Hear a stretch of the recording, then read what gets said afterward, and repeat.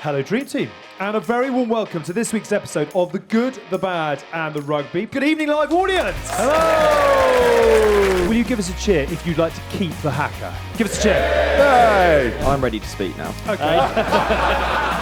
Fordy just did what Fordy does. His USP is he probably is the most intelligent player in the world. That TikTok dance is just so brilliant. Look at Steve's holding the camera. Steve's holding the camera. Steve's like, So if we're playing Deal or No Deal with Gregor, what is going on? we switch. Where is this England team, do you think? They're just where they are. They are... Alex Payne trying to keep the side going forward. Haskell takes it on now with just relentless chat. And there's Tyndall to add the finishing touch of glamour and World Cup winning stories. A dominant display by the good, the bad and the rugby. Hello Dream Team, and a very warm welcome to this week's episode of The Good, The Bad and The Rugby, proudly sponsored as always by our very good friends at Continental Tires. Good evening live audience! Hello! We have got a live audience for you tonight, a live audience in great spirits off the back of a brilliant weekend as well. But a reminder, Continental Tires are the official tyre partner of England Rugby, engineered for victory, and their award-winning tyres are built to perform no matter the conditions. As we said, live audience in full voice off the back of a brilliant Saturday at Allianz Stadium. England now 10 wins on the bounce, including a famous win over the All Blacks. They're getting the gist of it. They're right on cue. Pantomime is You are a pantomime puppet season. master. Oh, no, I'm not. As always, we've got Hask and Tins in the building, and a very warm welcome to our fourth wheel on the card, Johnny May, ladies and gents. We'll have a little round of applause for the guests as we get going. And we should explain as well why we are where we are, which is courtesy of our very good friends at Harvey Norman. You might have seen them actually on the pitch at the Aviva this weekend for the Ireland-Australia game. But a big thank you to Harvey Norman for hosting us here at their flagship Merry Hill Superstore near Birmingham. Harvey Norman are the expert when it comes to furniture, home goods and cutting-edge technology. They are the destination to upgrade to a next-gen AI PC powered by Snapdragon. So if you're looking for an upgrade of the latest technology, something that next level speed and security, head online to your local Harvey Norman store today. Very good. That's the most stressful bit of the show out of the way. We are, as we said, going to run a little raffle for you a little bit later on at the end of the show. We've got lots of prizes on offer, but for the purpose of today's record, we're going to draw the number one prize, which is a Samsung Galaxy S25 worth nearly £1,000. That does get a no. That does get a no. So one of you lucky audience members is going to go home with that a little bit later on. Let's get into it, though. England 33, All Blacks 19. Yeah. It felt pretty good. Give us a mark out of 10 for everything at Allianz Stadium on Saturday. I think I'd give it a 9, I think. It doesn't get much better than that, beating the All Blacks second in the world. George Ford, brilliant, keeping the scoreboard ticking over, showed the meticulous game management, a great lesson to any team out there. If you get into the 22, you've got to come away with something. He did that brilliantly. Suddenly the scoreboard looks completely different. I thought it was a really good test match. I thought it was physicality, there was jeopardy, there was excitement. The Twickenham crowd turned up, which was brilliant. I think it was all in all, it was a perfect day. You were there on Saturday. Yeah. Can we start with the Haka first of all? You start why you've come in your pyjamas. That's the bit we all want to know. It's loungewear. It's comfortable. We're at Saw the the furniture beds. shop, so I wanted to be able to lie on the beds and get a feel for it, and sofas. And yeah. I feel like Johnny might be going through a breakdown. Oh, do you? Just to let everyone know, I don't know. I'm just a bit worried. Everything okay? It's a very quiet vibe. Very I'm quiet. getting Yeah, from but Mellow. just save words for when they're intentional and useful. Yeah. Not something I've ever learned. Very, If very only wise. Hask would do that. Very If only wise. Hask Yeah. would do it. Probably wouldn't get Everyone would divorced, breathe never mind. easier. Anyway, back to you, Just Johnny. a reminder, the question was, what did you make of the Haka? But, take us where you want.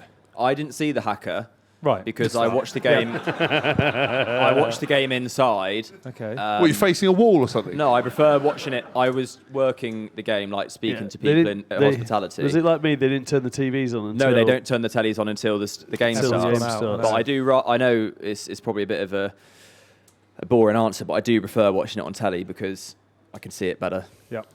I think with the Haka, to get back to the Haka, Yeah. I thought it was a good Haka, but people are saying, is it time to let it go? But I thought it was a well-performed Haka. Look, I don't think you'll get anyone who's played against New Zealand who doesn't want to face the Haka. Other than Joe before he Marler. plays. Joe Marler did say last year he doesn't want the Haka anymore. Well, he did very good He on can the do what he traitors. wants. He can do what he wants at the moment, but even he can get that wrong. I don't think it's part of the poetry. It's part of the tapestry. It is a traditional Māori dance. It's a challenge laying down. It's a bit of theatre. God, rugby needs some theatre at the moment. because the product on the field's amazing. It has some mystique. Every Pacific nation has it. What's the problem? Can we put it out to you? So will you give us a cheer if you'd like to keep the Haka? Give us a cheer. Hey! Enough said. Now you're going to be brave. Will you give us a cheer if you want to get rid of the Haka? Well, that tells you your story, doesn't it? No, Joe In a Marler. straw poll of 100 people, 100 said was keep the 100%. Haka. But I do think sometimes, and I don't know, I don't know. You never know. I haven't spoken to Joe Marler about it, but I think sometimes. I think sometimes he just says it. Yeah, on the dashboard to see what they do. It's like just for being contrary for the sake of it. But It's the same way as every time someone goes, we'll do a Morris stance back. Yeah. yeah. Just That's what to I mean. be. It was a fabulous occasion though, and actually it's worth saying because I don't think in the last 12 months or so, but certainly a few years ago, the atmosphere at Twickenham was very flat, and they have put a huge amount Funny of what energy. 10 wins in a row does, isn't it? Well, the result will always dictate, I think, a lot of it. But I even like what they've done with the lights. It looks great. The pitch is immaculate. Well, They've dressed it brilliantly. France set the standard in that Six Yeah. Nations, Yeah. the Stade de France, and every England fan went over to that game, and we got kind of pretty badly pumped. But the spectacle on the game was amazing. Yeah. Live music, lights, and again.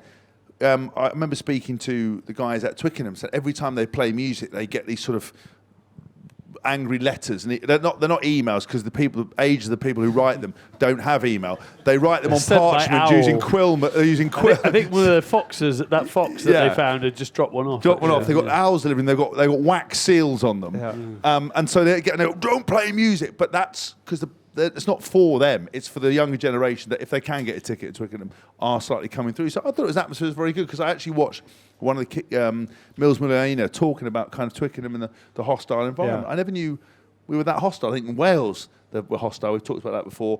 Murrayfield, when they think they can beat you, are quite hostile. Ireland, they all charm you. Don't beat us by too much. Let's be friendly. Just take it easy, right?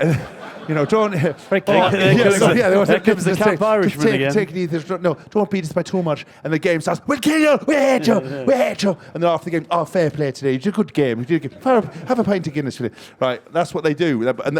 No, I'm not saying that's what they do. That's what they do. Everyone's very charming. They don't sound like a leprechaun, but they're very charming. Yeah, okay, good. I'm ready to speak now. Okay.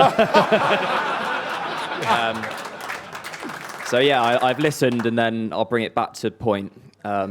With Hask's posed the question like, well, who does make these points about banning Sweet Low and not wanting the Haka? And my theory is it's like an elite world government ruling class throwing it out on like AI bots. Yeah. What is like bot farm? Powered by Snapdragon. But you don't really meet people who don't want these things. Everybody wants the Haka. Everybody likes Swing Low, Sweet Chariot. So I think it's like that gets my conspiracy brain. I've been to some dinner parties where I've met some people who like you don't. Yeah, think but it's because they've read it somewhere. Yeah. It's, to your point, there was a journalist who said we now have to write articles to purposely just to fire up the people in the comments section. Yeah. So, and I always think back. I am old now, but like when I was a kid watching New Zealand, like to be young and to watch the Haka is the best thing. Got boys watching that game on a Saturday and then going to their mini rugby on a Sunday are just buzzing to have watched the Haka and watch that game, and it does great things for rugby and inspiring people and getting people into the game. And then the other thing I wanted to talk about was Alex's original question out of 10. Yep.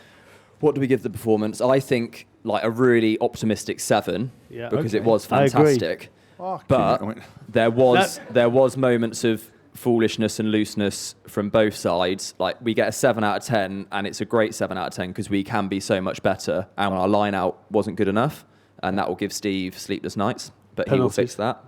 I wasn't going to say penalties. I was going to say edge defence as well. Like they literally threw a couple of missed passes and got in behind us and scored tries. So How and why? Because we've got a new defence coach again. Like it's all changed again, hasn't it? Like Wigg's gone over to defence, and Blackett's now in attack. So there's like a reshuffling.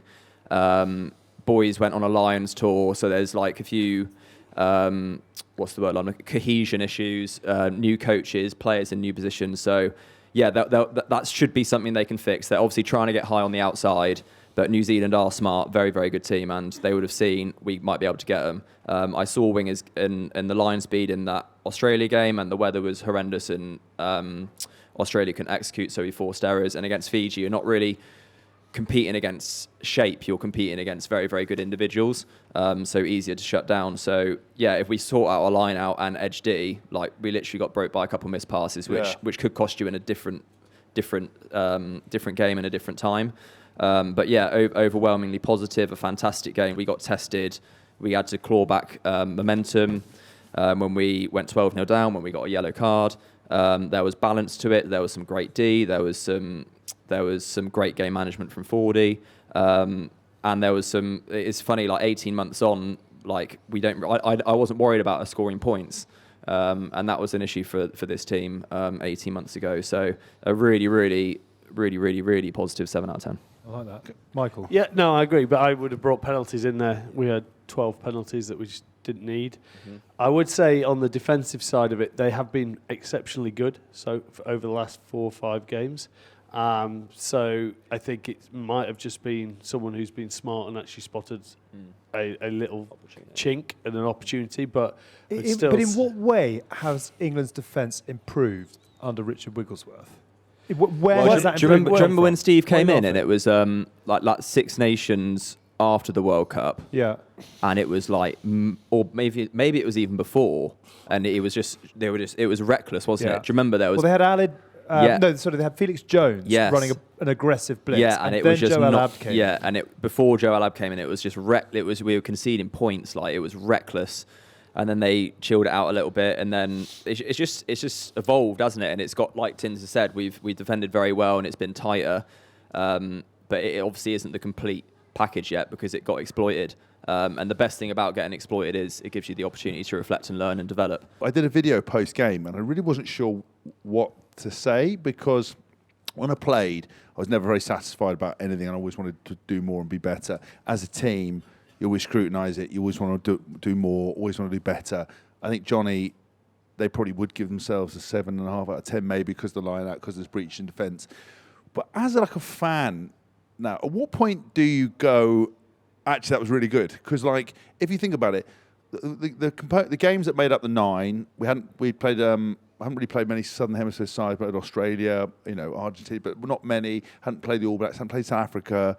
So we talked about it all. Are we happy? Are we not happy? They're improving. And then we did 9 on the bounce. And people had question marks whether that was valid. We get to New Zealand and we beat New Zealand, but we still don't beat it as we would have wanted, or there's still errors. But you never get the perfect game. You never get perfection. So now I wanted to be like, that was amazing. The best ever, gave it 9 out of 10.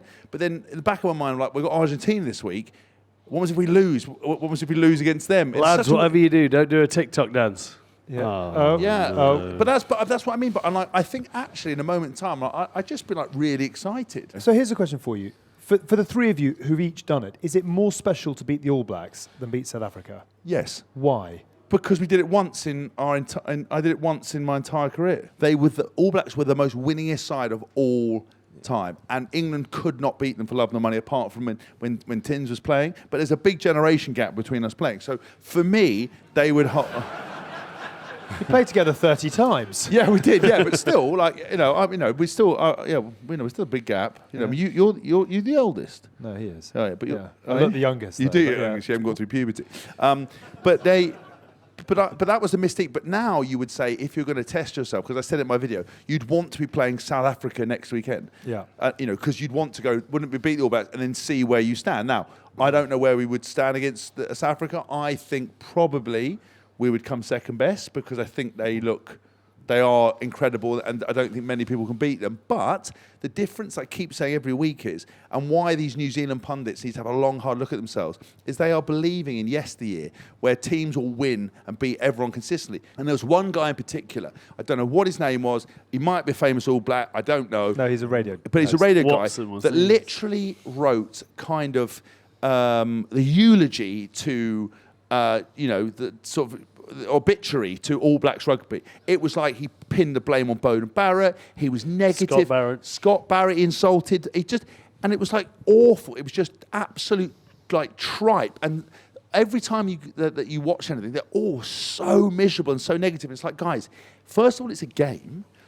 You were second in the world. You're going to lose sometimes, but it's not the end of rugby. They want to fire everyone, cancel everyone. It's like, I can only imagine if the only sport we had in this country was was rugby as opposed to being third round cricket, you know what I mean? Because football's our national sport, and they get a bit of that. You know, if you ever listen to Five Live, people like one game, sack the manager, fire everyone, it's awful. We don't have that, thank God, because it would be, but we're getting a little bit like that. It can get going. It can Eddie get going. Jones would tell you differently. Yeah, it can get going, but and actually 12 months ago, Borthos was yes, head on the block. Yeah, but it doesn't. What I mean is, you always get because the noise doesn't have the impact. So you get people saying Borthos isn't the man for the job, but it doesn't impact. Like there isn't a Five Live talking show where disgruntled rugby fans can call up and say, I saw so and so for Saracens, he needs to get fired, because there wouldn't be an audience for it. Yeah. You know, football. It also moves much faster in rugby because it's 4-week windows and 6-week windows. Exactly. And I was just really surprised and really disappointed. And actually, if I was the All Blacks, something like I would go and challenge some of these people and say, do you know what?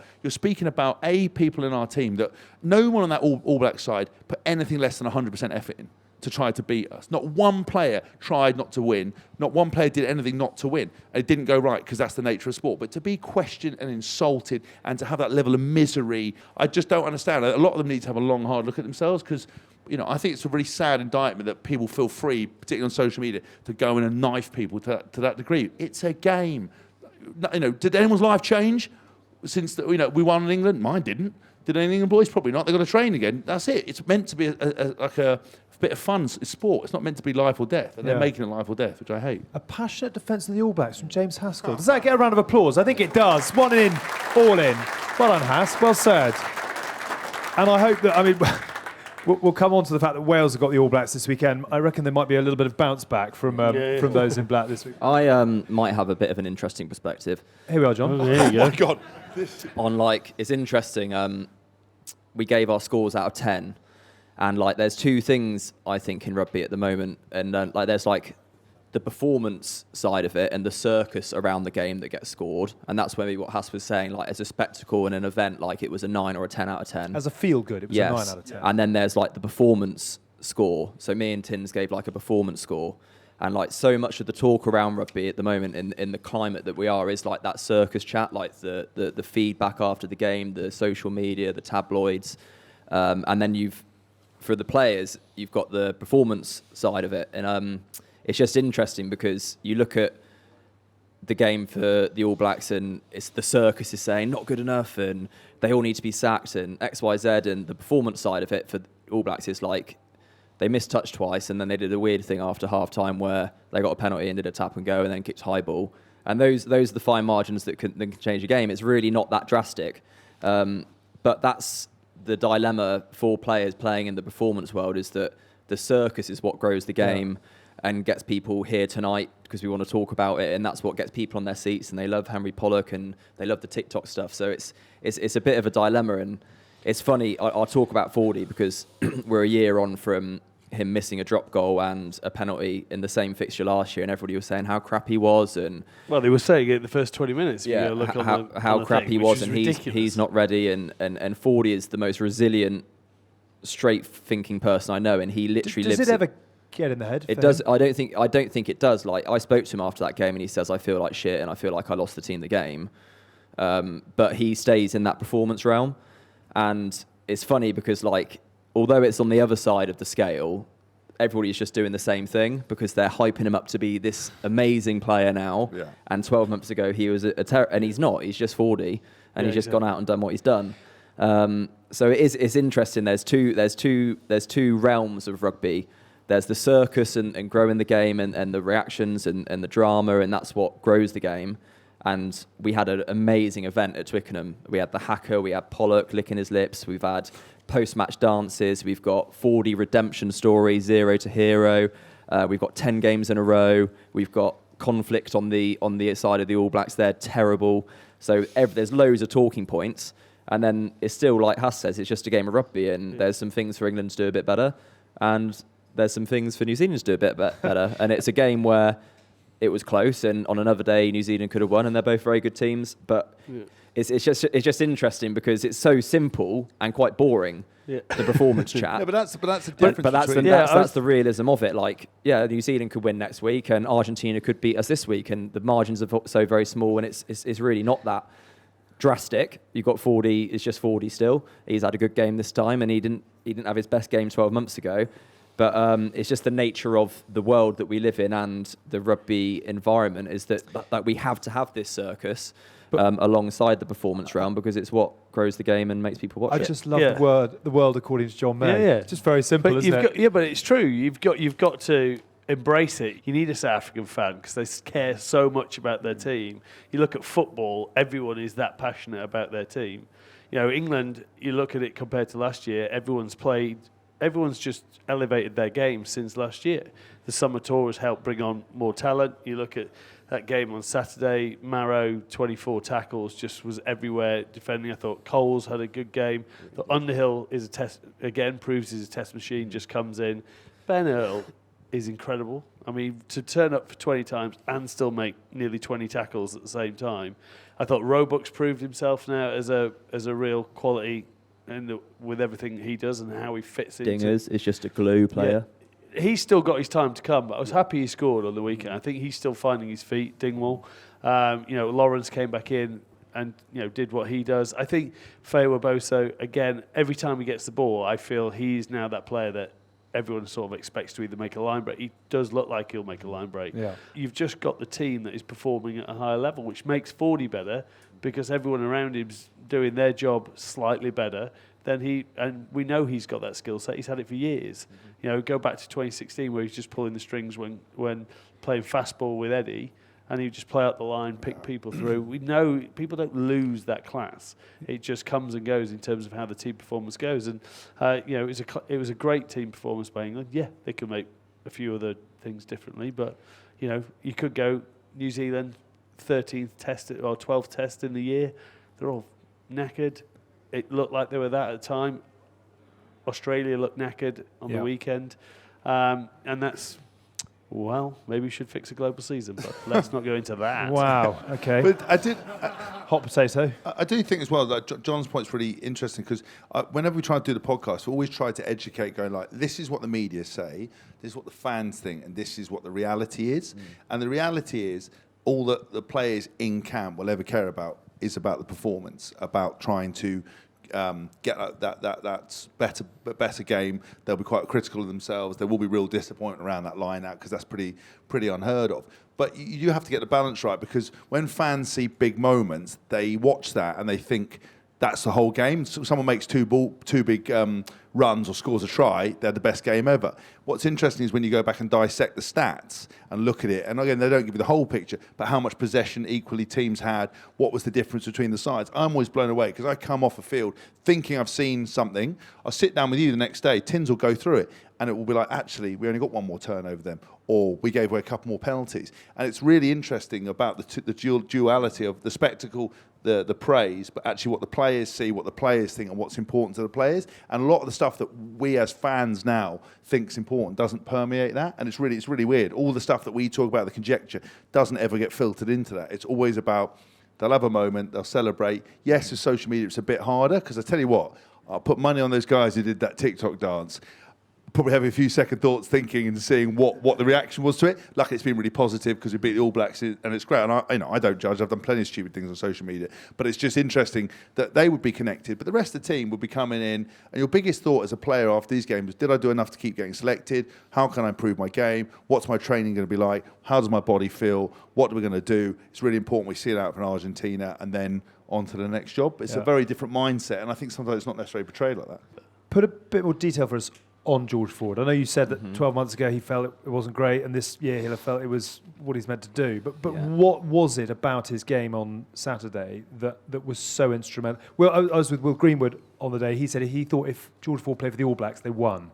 Mm-hmm. So whoever had him that day, I agree with that point. So what was it about the George's USP is a lot of it is done in the week in terms of how he gets the team ready, and nobody will ever see that, and it certainly isn't sexy and cool for Instagram hits, like how he gets the boys ready and prepares the team and holds himself and gets the detail right and brings the best out of the players around him. And then his USP is he probably is the most intelligent player in the world. You've literally got a coach who's smarter than all the coaches on the pitch, knowing what to do at the right time and how to do it and executing. But Fordy just did what Fordy does. And 12 months ago, if you play, how many times have you played for England? 100 times. Like, if you go out there and have the guts and you stick at it 100 times, you will have a bad moment or a bad game. But I'm so happy for him, and in terms of he's had it's not I've been with Fordy throughout his whole career really, and it's his resilience to do what he does in terms of like he's been yanked off for SIPs, he's played under Faz, he's been dropped in World Cup finals, he's been dropped in finals for Faz, and then Marcus has come in and he's been dropped from. Do you see what I mean? And he's never been a Lion, which is no, he's never gone on a Lions tour. Only legends have never been alive. Yeah, but no, like credit to him and definitely an inspiration for me in terms of how he just stays in that performance realm, takes it in his stride and just focuses on his stuff, and then does the talking by how he plays most consistently every week. And I think it was never, within camp, certainly when I worked, if he wasn't selected, he'd always be the most professional person. So that, in terms of setting standards, making sure that the bin juice perform, and play, because they've got to raise a challenge. I thought he spoke very well after the game as man of the match when he spoke about kind of the guys in the week really helping, because it's not just the players. You've got to. It's amazing. I wonder how many times some of the non-23 have, doing this thing of being Australians, have been Kiwis, and now going to be Argentina. They have to play like Argentina. You have to play like New Zealand. You have to play like Australia. You have to really challenge the team. When you're asked to be physical, knowing you're not going to get selected, you have to front up. And it's those other guys, I think, that make a massive difference. But I think what England looked like with Fordy when he on the ball, it's just there was that first. I think of 10 minutes of the game where New Zealand tried to run it from everywhere, or they were trying to run out. They didn't really necessarily exit that well, or didn't kick it, and they were trying to, I think, tire out the England forwards. That was what it looked like. They were trying to play. But then Fordy, when they got the ball, just attacking the line, the backs into play, the running lines, we just looked a bit reminiscent of that. I think the quarterfinal or semi-final of the World Cup in 2019 when we played All Blacks and they came onto the ball. We just looked really dangerous. Fordy was playing that day. He looked great. I just think he's a world-class operator. And I think, look, Finn Smith's brilliant, equally brilliant. But George is in a rich vein of form, and the fact that he has that advantage of those drop goals. He's been doing it for Sale. That is a really smart move to be able to have someone you can go back to. Johnny Wilkinson used to be able to do it. Yes, you can rely on penalties, but what a dangerous weapon to get into someone's 22. You know that people always come alive defensively in the 22. They're always more likely to defend and up their game because they know that you'll buy the try line. So to be able to have that weapon to kick a ball or play is another string to England's bow, and they look brilliant. One more. I'm going to toot Fordy's hoot one more time. One more. Did you say toot his hoot? Toot his flute. Toot his flute or lick his hoot? I nearly said toot his hoot. I did nearly say toot his hoot. Sorry, yeah. I meant toot his flute. I think it's toot his flute or lick his hoop, isn't it? No, I don't want to lick it. Oh, you don't want to lick it? No, not again. Not again. Cut. But in terms of this, going in, and Fordy will know this as well as anybody. Building towards the World Cup, it's like a squad of 33, is it? And the importance of the non-25 to be pulling their weight and not be toxic, and to train well and help prepare the team, and to be able to step in and do a job when inevitably somebody gets injured or banned or whatever. If you think back to the Six Nations just gone, and you've got Marcus and Finn, and they're both playing, and it's going really well for them, and the Six Nations goes well, and they see Fordy, who they probably would have grown up watching because he's a fair bit older than them, and Fordy's not playing, he's got 90-odd caps, and they would have seen how he responded. Of course, Fordy would have wanted to be playing, but I know from speaking to him and what everybody would have said, he would have just been not put in the team. He would have had to train against them and pretend to be France and pretend to be Ireland, and he would have done his job. He would have prepared the non-23, given them great sessions, given them great preparation, and then Marcus and Finn have gone on a Lions tour, and Fordy's got on with his job. And he's gone with a load of young kids to Argentina and prepared them well and improved them and got the results. So then it's an interesting perspective to think, right, it's a really good lesson for Finn and Marcus, because he's only given them one way to behave now, because now the autumn's come around and Fordy's in the hot seat because it's just how it's going to be. Nobody's better than anybody and they're all fantastic players. But if they hadn't seen how class Fordy had behaved over the last 6 months, you've got Finn, who's a young guy, he could have potentially had a bit of a kick in stones or a tantrum, or this isn't going my way, I've just done the Six Nations and I've just done the lot that he wouldn't have done, because he's seen how well Fordy's behaved. And I think they look really tight, those three. I think they it would be easy to be I want to be better than you and I want to be in this seat, but that's the circus realm of rugby talking again. Who's better than who? And my ego and I want to play. But what's so important is we're so grateful and blessed to have 3 amazing fly halves. And for them to have witnessed and seen how Fordy conducted himself and behaved the last 6 months is a real lesson for them, and it's going to put them in such good stead as a group and players and people as they go through their career. I just want to add, it's a tiny detail, and it's from a complete outsider, but I think the fact that Finn Smith and Tommy Freeman were in the TikTok with Henry Pollock and Freddie Stewart. It's huge. They're buzzing. I think that They're shows buzzing, aren't they? The squad how rather than tight the they team. are. Yeah, I do as well. It's great. That TikTok dance is just so brilliant for a few reasons, but my favourite reason is because, like, I know Steve quite well, and he is not going to know what to make of that. No. Because it's immensely he's now in a dilemma because he's head coaches like Steve are almost more stressed. They find a way to be stressed. Yeah. So when they lose, they're terribly stressed because they are under pressure. And when they win, they're almost under more pressure and they find themselves under more stress. So Steve is stressed because he's Steve. Yeah. And he's going to have seen that video. And he's thinking, Jesus Christ, what do I do with this? Because he wouldn't be able to compute it, no, would he? so he's not understanding it or knowing what to do with it. So he's sitting there on a Sunday. What is this tactic? He's been given an iPad from and he's watched it. And he's been watching it and he's just not sure what to make of it. And he's in a dilemma now because he's probably from a different generation and he knows that because he's clever. So he can't challenge it and be like angry or put it up in a meeting. But the back of his head, he's thinking, where are my players' heads at? What are they? Well, he's watching that dance thinking, what? We've got Argentina in 7 days' time, and this is what they're thinking. He is stressed. And we want to be a threatening. we want to be a threatening side. He is stressed. Do you reckon his spring came out? He will not know, and I just think that's so funny. I think it's so funny. Do you reckon he's just like that?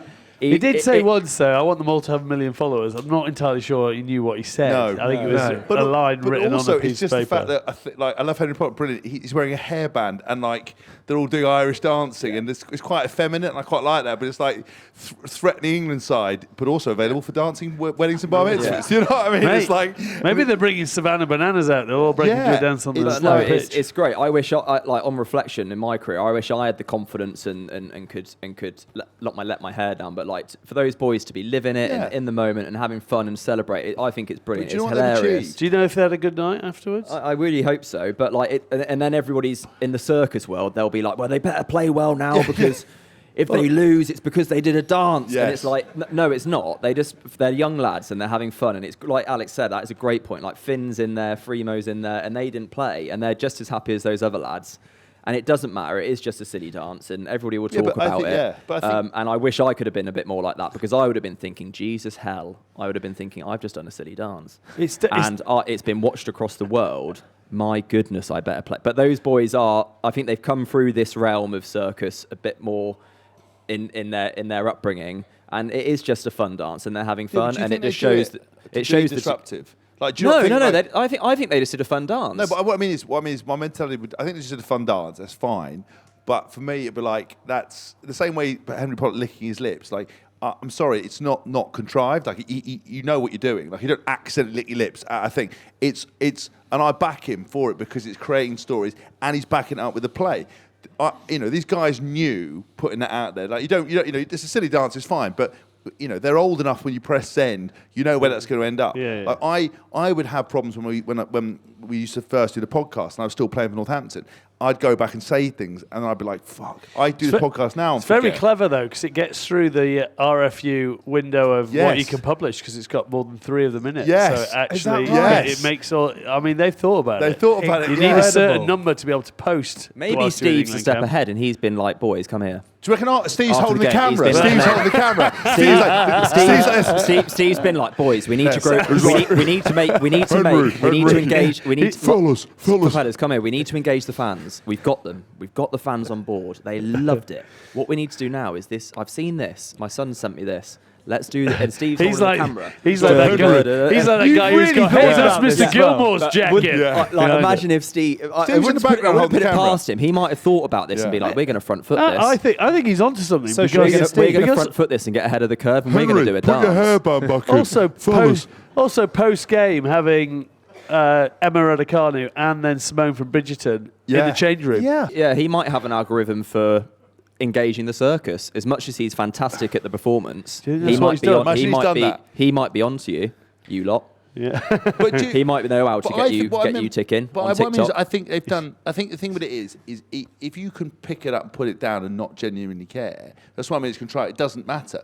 Like I think what I mean is we would take it so seriously, but it's so transient now that you're right. They've fed the circus. That's all we talk about. That's what we give a shit. Like we've done that now. Would our focus on training? And do you know what? If it doesn't go well, and so they did lost the game, people will come out. It's the same when Clive Woodward did Marler in and Dan Cole in at the World 2019. Cup, 2019 World Cup, because their behaviour was disgusting. Said all this, it's like that's not why they lost the game. South Africa outplayed them. England didn't get it right on the day. They fluffed it. That's happened. It's got no. What happened on a Sunday night has no resemblance to what's going to happen on the weekend. What I love about that is about 40 minutes of chat with not a single item on the running order covered, but it's actually been genuinely. There's a running order. There's a running order. That's why I never read the brief. But, Because it's better but just that is to a genuinely really, really interesting take, I think, on an extraordinary day for England. A couple of very, very quick bits, and it's sort of with reference because You all always three bring of you us down, don't you? No, it's not. I just all three of you have beaten the All Blacks. I think did you do it a in great job 2012. of moving it along. Oh, thanks, John. You do. He's the critical clog in this group. Cog. Critical clog Yes, or critical No, cog in the group. Not a clog, sorry, a cog. Where is this England team, do you think, 2 years out from? Is that a Look, ridiculous question to ask? I mean, it is for the same. It is a ridiculous for the question, same. yeah.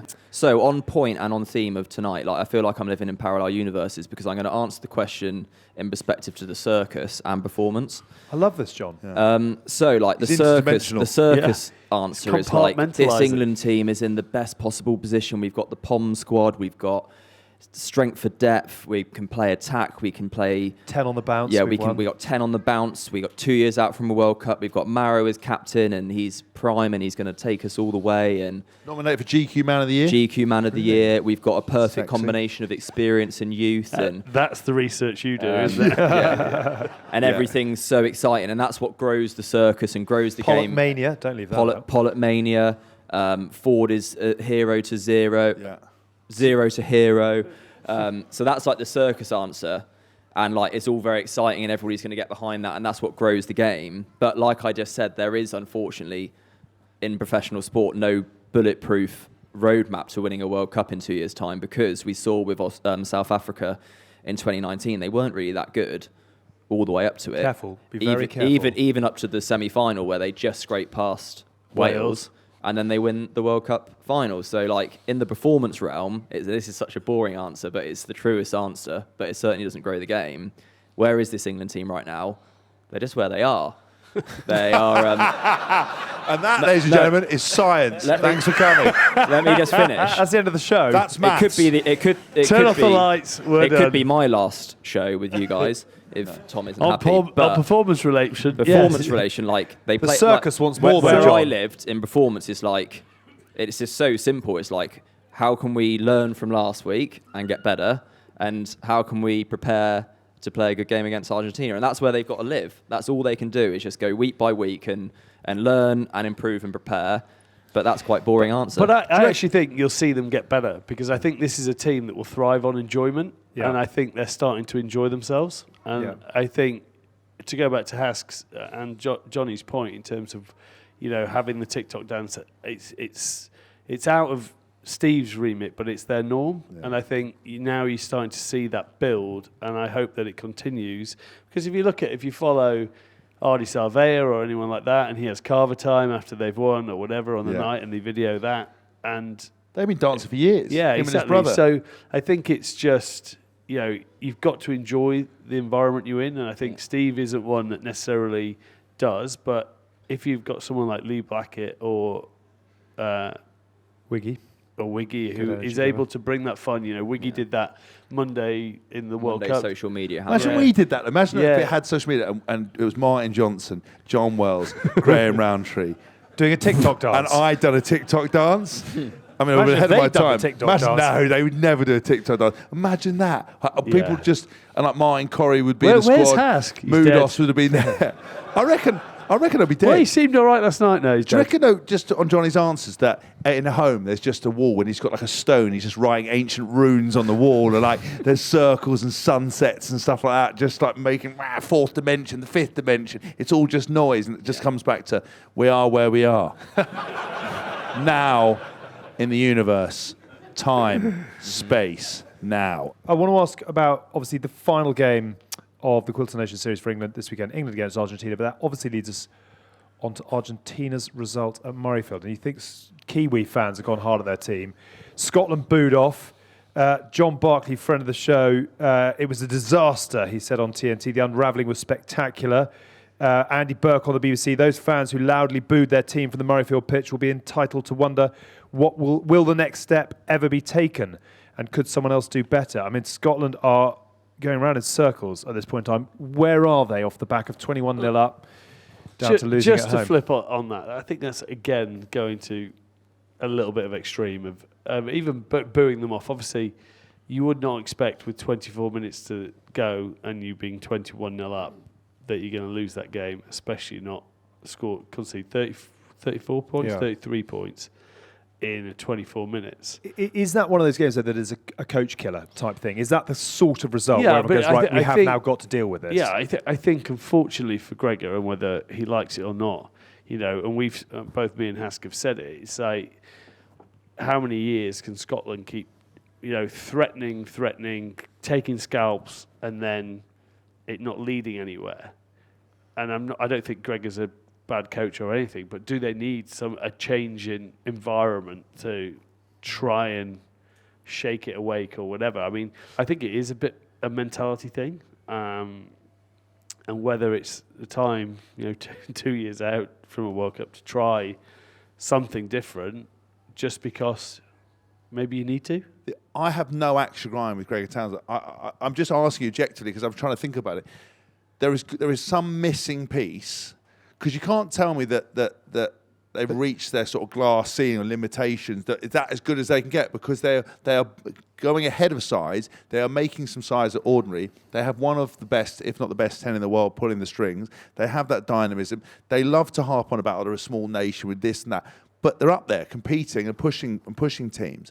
What will be the difference? Are they going to magic suddenly 10 new players out of nowhere? That ain't going to happen.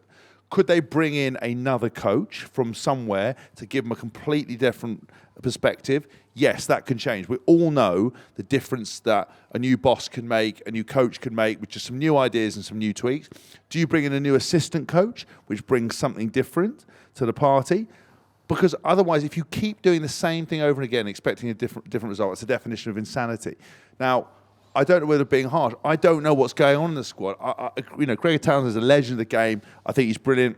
No one complains about him. I'm just more asking the question, if I was him, what does he do? What do you think he's thinking? Does he go, flipping heck, I don't know what else to do here? Because there's got to be something, because sometimes you need a catalyst. You need another element, because they deserve to be out there winning. But there's some missing piece, and I don't know what would be the chemistry to make it happen. Is that missing piece something that Gregor Townsend should have found by now, or is that missing piece to do with a far bigger Scottish rugby, two professional teams? Have we got time for my answer? Johnny, this is your show. I always worry that I'm just rambling on. No, you're not at all. You've got to give credit where credit's due. Like 10 years ago, like Scotland were very, very average, and now they actually are. Like I love watching them play. You've got Whitey at 9, Finn at 10, Tuatupo, Hugh Jones, Van der Merwe, Graham Darcy, Blair Kinghorn. That is an elite. Yeah. That is an elite back line. And Gregor's got a massive part to do with what he's done with his team, and they are an amazing team. And this is why I don't want to be a coach and never want to get into it, because I don't really know where they go from here. Like, what do they do? Like last week, the margins again, like we spoke about tonight, in extent, like the margins are so fine. We watched them last week, and I thought they had a really good chance, and I really actually did want them to beat the All Blacks, and they could have done. And just how different would things have been if they'd beaten the All Blacks and Graham Darcy had dotted his ball. The margins, if Graham Darcy dots his ball down and Mackenzie's foot goes into touch, it's a different world. And this week, if their pass doesn't go over the top and they don't get a sin bin, and then all of a sudden, like, they don't come back into that game. But that is the ruthlessness of elite sport. The Don't margins. you think more margins go against? What I mean is, when you name that back line, you think about them. Yes, you can't make margins happen, but don't more often than not those margins go against them. Whereas a team, because every game's down to margins, game of inches. But what I mean is, there's more times that they don't win when they should win versus I think a lot. I think we've had a period where sort of Finn was the fall guy for it a lot of the time, whereas now he's gone off and he's won stuff at Bath and he's actually sort of started managing that group of players. I don't think it's falling on Finn's necessarily on Finn's shoulders. I think people have just said he overplays too much, and I don't think that's necessarily correct. It could just be a case of like he's done all the right things and he's made an incredible team, and they probably just haven't quite achieved what they deserved. And that's probably similar to Eddie with our team in 2019. Like we did all the right things, we became an amazing team, and then we fell short. And then maybe like does somebody come in and do something completely different and better? Like Has says, like I don't see 10 new players coming out of nowhere, and they still have a very good. That is the point. You're not going to suddenly get a new bunch of players that are going to be able to change this. So that is the question. You look at their coaching group. They obviously lost Steve Tandy just before this series because he's gone to Wales. And Lee Radford from Northampton came. So they've been pretty settled apart from the defensive side of it. I'd be inclined to stick and just like give him till the next World Cup with this group of players that he's brought through, and stick it out and give it another hit. Do you know what I mean? Like they are in this. Should England have stuck it out with Eddie? Yeah, so that's the fun. Like I even though I love Steve and he's a great coach, like it was rogue, like to get rid of Eddie the autumn before a World Cup, and like. We haven't got 2 parallel universes, even though I've talked about that tonight, to see, like... I thought there's 7 universes. I thought they're happening in your head. We can't, like... Johnny looks out there and you're all just a group of numbers, the thing with Steve is that, like, Steve was destined for that job, and I think he would have got it when he got it, or he would have got it after the World Cup. And either way, I think he's a great coach and would have done great things. But I think Steve sort of ended up...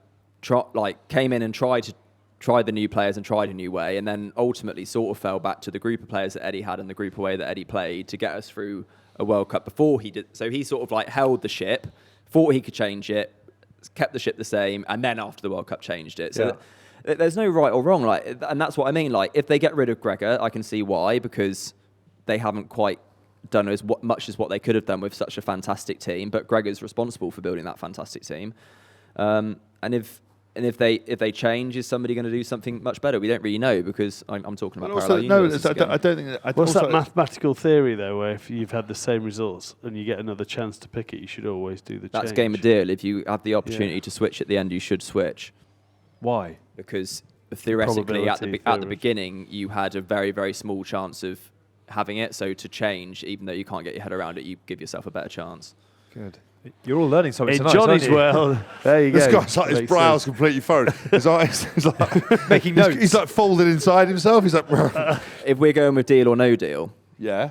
If we weren't, but if Gregor Townsend was a box in Deal or No Deal, the chances of him is the answer here and now. When you're picking if you're picking a head coach for Scotland in Deal or No Deal, and you pick box 7 out of 24 boxes, I think maybe, the chances of them picking a box that was going to win Scotland the World Cup at the beginning of the game was very, very small. But now, two weeks out of the World Cup, they're still in the hunt to win the 250. So theoretically, they should change, because it increases their odds of winning the World Cup in 2 years. I can bring you over to my thinking, Johnny. So if we're playing Deal or No Deal with Gregor, what is going on? We switch.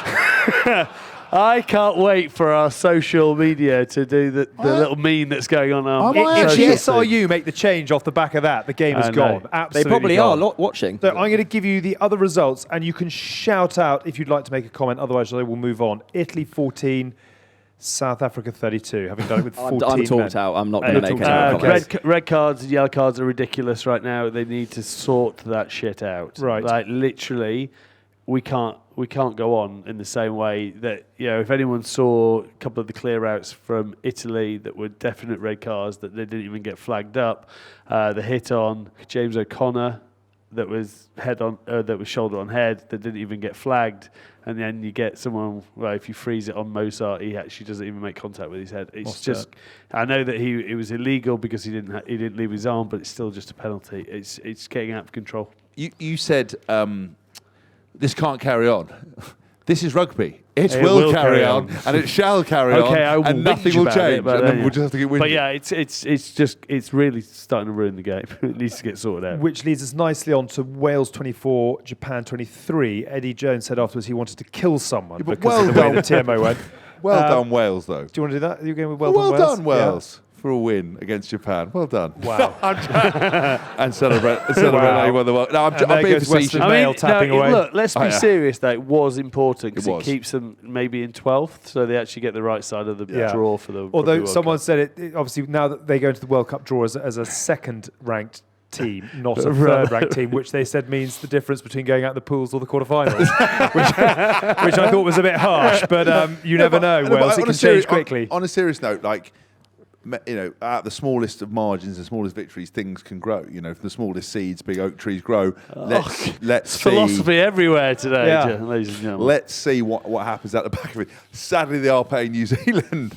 Will this be the spark to beat New Zealand? Yeah, I don't think so. A bit like hitting a kitten with a spade, really. Like, unnecessary and terrible for people to watch. But let's see. Would England want this Wales team in their World Cup pool in 2 years' time? Do you see growth no. potential? Which universe are you in? No, like as a player, like I just think it's just a game we could do without because it's just There you go, like see. it's just a bit more. It just adds cortisol to the group. And you know that Wales of all places would love to beat us. You know they're As long brilliant. as they beat the English, we don't care. That's what I mean, yeah. But As the everyone song hates goes. us. But in particular, Wales would raise their game in that pool, so we don't want them in the pool. Yeah. Ireland 46, Australia 90. The Wallabies look knackered now. Yeah. I mean, they're out on their feet. Is that a very good result for Ireland? A pretty good result for Ireland? Does it tell us something we didn't know? Look, I think they looked clinical. They looked, very clean in the way they attacked. I mean, Matt Hansen tries were pretty identical, really, weren't they? Just him coming late round the corner. I think it just shows sort of the quality of Faz and the quality of those players individually of sticking to a plan, having a plan and delivering it. I mean, they've got South Africa, so let's find out on the weekend, haven't they? France 34, Fiji 21. Give me your thoughts on the game, and then there is an incident we must discuss. I think that France are I heard it on the Good Bad Rugby NZ. Is that right? G Brands, but yeah, not G far off. Brands, like I don't think they've got it quite right, France, in terms of prioritising club rugby over international rugby. They probably, they sent a B team to New Zealand, and then they come and play. They played South Africa in this massive game at Stade de France after not playing for such a long time, and then playing against South Africa who've been together. And I think that they did get that wrong. But France are an amazing team, and I just want to give credit to Fiji and think how good could they be into I think they're definitely a top 8 team. It's not unimaginable to think that they could be a decent top 4 team in 2 years' time. Again, this goes back to the politics of the game and the fact that why France took a B team is most of their players have played 40 games, and you can't. So they had no choice. They have no Yes. choice. I feel that we've got to be careful with that one that Marshy comes out with. He does it because he wants it to be a huge thing for a huge hype down in New Zealand, and it feels. What was his point, just for those that don't know? Well, basically, he thinks it's disrespectful to the international game. But if it's not their choice, it's not that maybe they haven't. It's a problem with their structure. It's maybe a problem with their structure and union if their players are hitting that many. Do you see what I mean? Yeah. So it's not. Yeah. It might not be a decision. Well, it's hard but when there is a problem, I think, if you're forced to send a second team to New Zealand, because it is not what the international game deserves, and I think they have paid the consequences 6 months later. In a parallel universe, they'd send the main team. And then they might have been more primed to face South Africa in the week or two ago. Science. Just before we move on to our team of the week, James Haskell or Maxime Luku, who did it better? Oh, the bloke ran into the posts? Yes. I mean, I think that his career will. I think he's probably a better player and will be sort of lauded for great achievements. My career has come down to running into a post. Yeah. That's all that people seem to Squirting remember. water with James and squirting Marler, Jojo water, Marler. which is bollocks because I was fantastic. And also, the best thing about Luke is it was like when you're watching a cartoon and he doesn't know it's coming, and both legs and arms go the side of each post. He generally didn't know where he was on the field, and it just took him, and he was like, "Ooh." I hit and span into it. You also had 4 people clambering on your back. I did. But I think I probably did it better, I think, in terms of, just Millennium State or Principality, Wales game. I was having a good game. Everyone just, social media, bit more of a bigger profile, just getting hammered every day. Yeah. People still send it to me now. Like, cheers, mum. You could say you love me. Okay, let's quickly fly through our Honda team of the week. We'll let the audience in on this as well. We pick our best players from the weekend's international rugby. I'm going to read out a team from 1 to 15, a couple of options as well. This is horrendous, by the way. All we do is get abuse off the back of nailed it. Really badly abused. Our expert panel can agree or disagree with the selections, and you're welcome to throw in names as well if we are missing people that you think should be in there that aren't. So on the loose head, shall we go Fisichetti from Italy? Because actually they did go quite well up front against the box. Finn Baxter was brilliant for England, starting. Jean-Baptiste Gross. Anyone else really love a loose head they want to throw out? Otherwise, I think Finchetti, I love. Do you reckon if we just picked all of South Africa, we could all go home and we would wouldn't actually get get no abuse? abuse. There would be no abuse. I don't mind Finchetti. Fisichetti, okay. Hooker, Julien Marchand. England's line-out wasn't amazing. Cody Taylor scored for the All Blacks. But he He's also great got a player. yellow card. Scottish Also got a yellow hooker. card. That scored 2. Ewan Ashman. Yeah. Great shout. Yeah, Ashman? that's a good shout. Ewan Ashman. Tight head. Riccioni from Italy. Joe Hayes was busy. Should we go Joe Hayes? Joe Yeah, Hayes. Joe Hayes was brilliant. Second rows. Yeah. Olivon of France was busy. Yeah, he scored, didn't he? Yeah, He he scored. scored, yeah. Actually, Knight's line as well, moving up into the second row. Yeah. Maritoje, 22 tackles. Yeah, Toji was Who? good. Quiet Yeah. and quiet for him in terms of, but He was the amount- industrious. the amount- I think- industrious is the right word because he made Thank 22 tackles. He hit like 24 attacking. But he wasn't his rucks normal as well. destructive self, but he did what the team needed. Yeah, I thought he did. Very do Rich well. Hill-esque performance. I mean, it's so hard to pick. Like, Let's boost It's Cole's so- profile. Like, let's pump Coles. I don't, yeah. Alex Coles and Charles Yeah, Olivon. put Coles in. Pedro Rubio. Coles once bought a gold necklace because he thought it would make it cooler with the birds. So he definitely needs this. So Right. just to Well, let this you will know. change his life completely then, Yeah, won't yeah, it? Team yeah. of the week. Well done. Alex Coles goes in. Yeah. Back row. Guy Pepper was busy. Ryan Yeah. Baird, Sam Underhill. Well, Alex Mann of Wales in absence of Yeah. Jack Morgan. I thought actually the back row of Wales were pretty good. They were. Yeah. I thought... Ben Earl, Ben Earl is definitely in it. Ben Earl's Ben Earl definitely... at 8. But, yes. Alex Mann, I thought Zuliani, Guy Pepper was Underhill, great, but I think there's lots of Pepper. bits he did into play, but it was, again... There was no real big moments, but very disruptive at breakdowns, good carry off the back of that line out to the interlink play, physical... Pop ball for Sam Underhill's try. Yeah, I think... Ryan Baird scored for Ireland. Anyone else? Yeah. Doris was good. Doris was good. Yeah, put an Irish player in. Okay, Yeah. Doris, Yeah. Undernaws and Earl.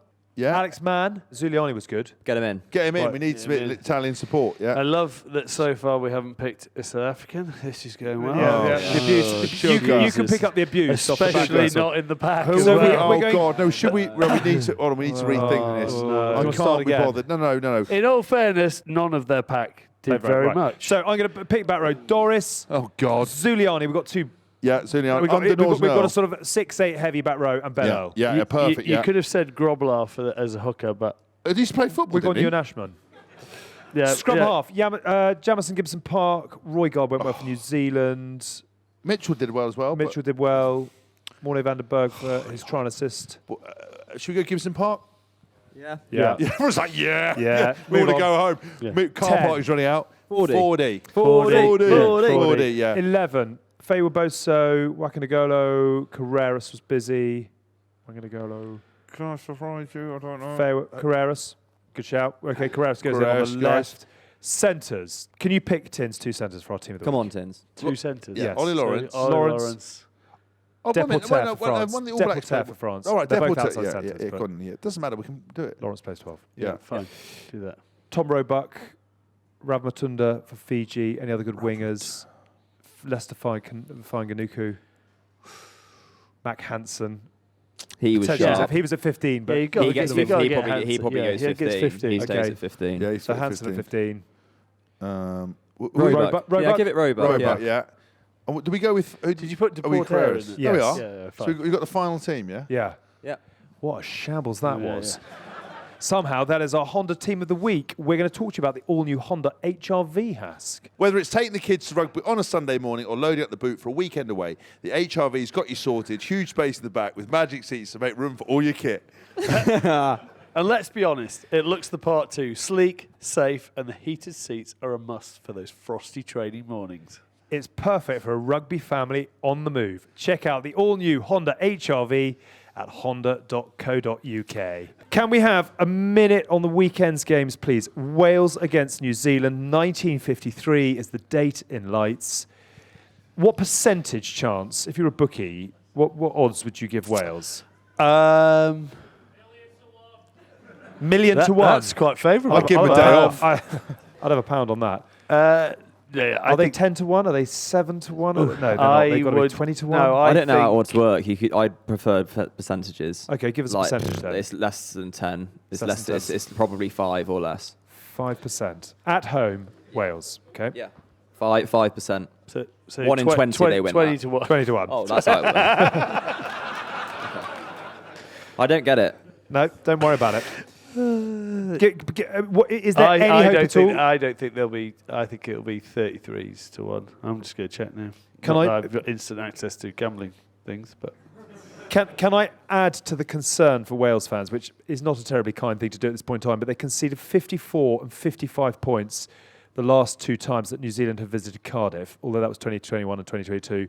England put 68 on them in the Six Nations. Argentina have put 52 on them this November. Australia put 52 recently. South Africa 45, France 45 last year as well. And they've got the All Blacks this week and South Africa next week. Wow. That is just a horror show. That's like hitting you with a spade and then resuscitating you and then doing it all over again. It's a horrible Wake up! No, kill me! Boom! It's not. I Okay, wish them the very maybe best I of spent luck. too long gambling, but they are 33 to 1. They're giving him a 28-point head start. Wow. Would you buy or sell at 28? I wouldn't take that. Yeah. I'd take minus 28 for New Zealand. Right. Good luck, Wales, this weekend. Ireland, South Africa, probably the game of the weekend. How much does this tell us about where Andy Farrell's men are? I'd love to see Ireland win this one. Would love to watch that. Right. What have you done? What hope? They're not at their best. If I work in percentages, a third.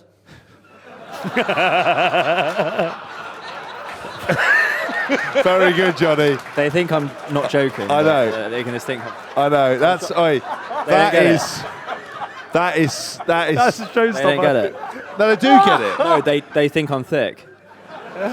No, they don't. Oh, They know you're a it's genius. No, you're a No, I genius. said percent. I know you that's made a it third. fraction. No. We don't have to explain the joke. They know. think I don't know what percentages. No, they do. No, it's very clever though because it No, works they with the think I'm demeanour. You thick. don't. No, we don't. Ricky Gervais doesn't explain his humour after. Just let it be. Very Very funny. You've done well. That's probably she'll come over to Johnny and they go, are- all they right, are- Johnny, and he'll be like, fuck off, mate. Don't talk to me. I'm really smart. They're far more favourite than a third. They're 15 to 8.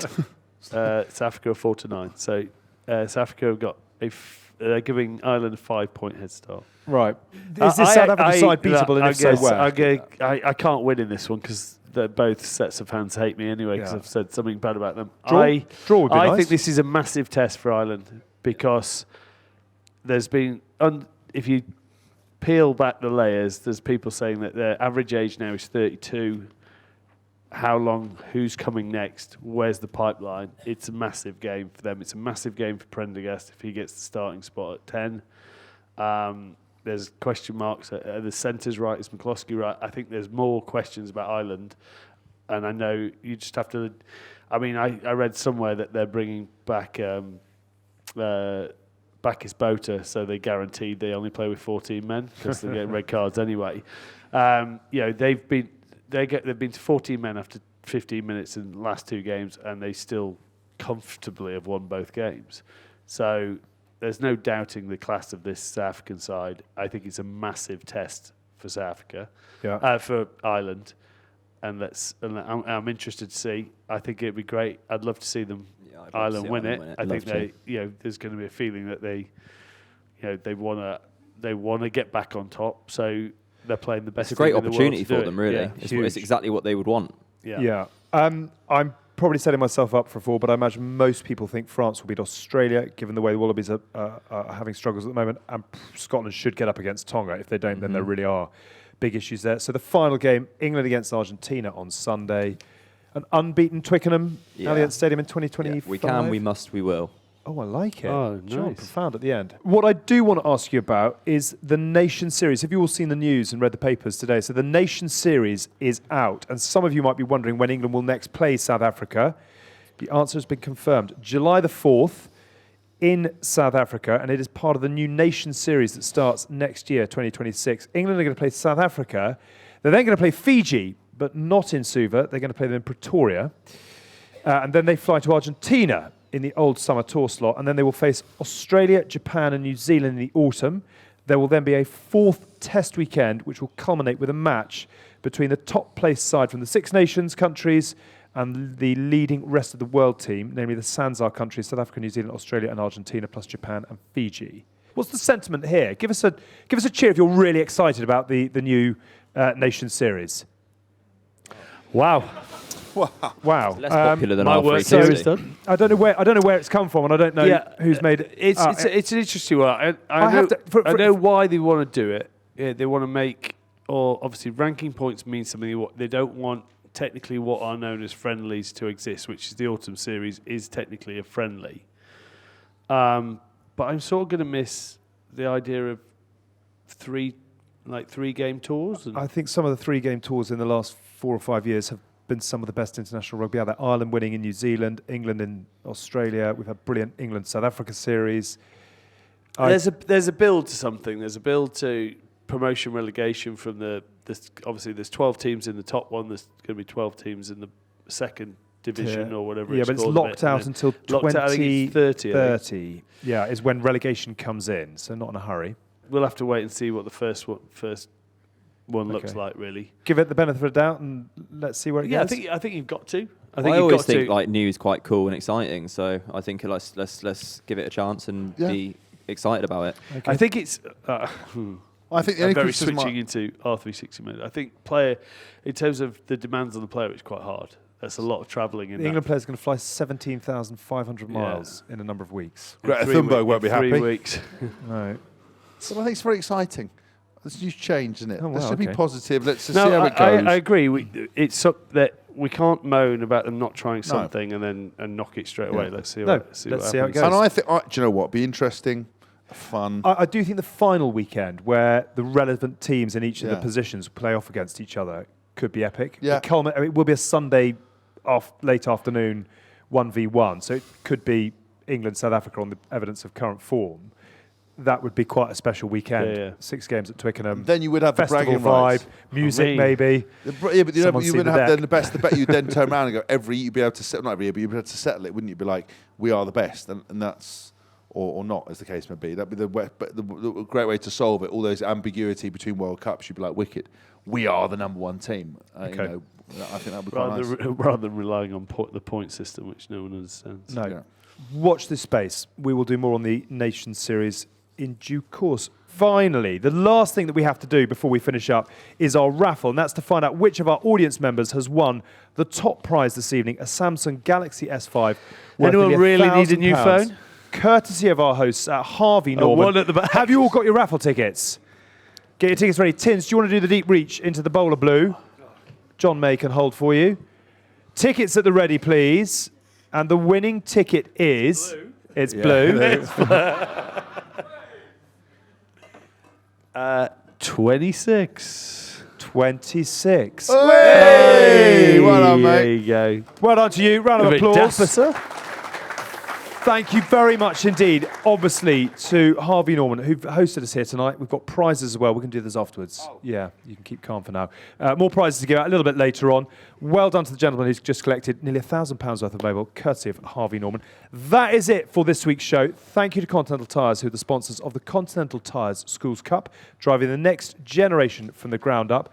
Anything exciting in your world? We've got I'll I'll look after you. We've got a book out. It's called GBR Reloaded. The first one sports book of the year. This is a fantastic read for Christmas. You don't even have to like rugby. It's 3 unique stories told through the lens of rugby. We've had some... What are you saying, Snacks? We've got copies for everyone, by the way, so you bought a ticket. Actually, well, You're getting a so deal. forget why I'm trying to sell it to you. This is more... It's all right, I'll look after you. I'll look after you. This is for people, listeners at home. Gang, we've got a book out. Don't forget, we've got GBR Reloaded. We're going to a book signing in Leadenhall Market on the 25th of November. Between 1 and 2, we were down there signing books, doing selfies, getting copies. It's a perfect Christmas present. Check it out now. It's full of stories. It's 3 separate stories told through the lens of rugby with humour, sadness, fun, scandal, and royal insight. I wonder where the scandal comes from. See if you can work but out also, who wrote which bit. It does write in the T's and C's that you cannot re-gift after you've read it from this show. Yeah, Right. it's actually fun. Yes. This week it's got the bestseller tag at Amazon, and it's going so well they've taken 47% off it. Yes, So excellent. if you're looking for Christmas presents, now is the moment to click buy. That is it for this week's show. Massive thanks to you, the live audience, for basically bearing with us over the last 2 hours of pain and ineptitude. But thank you very much to everyone who's come along tonight. We're a Folding Pocket production. Stats and facts provided by Russ Petty. This episode was produced by the eternally long-suffering Tom Edwards. Can we have a round of applause finish for Tom, for Mike, for Johnny May, for James Haskell. Thank you for listening, Dream Team. And we'll see you next week. Bye for now. You've been listening to The Good, Yay, The Bad, and The Rugby, Oof, with Alex Payne, James Haskell, and Mike Tyndall. Thanks for listening.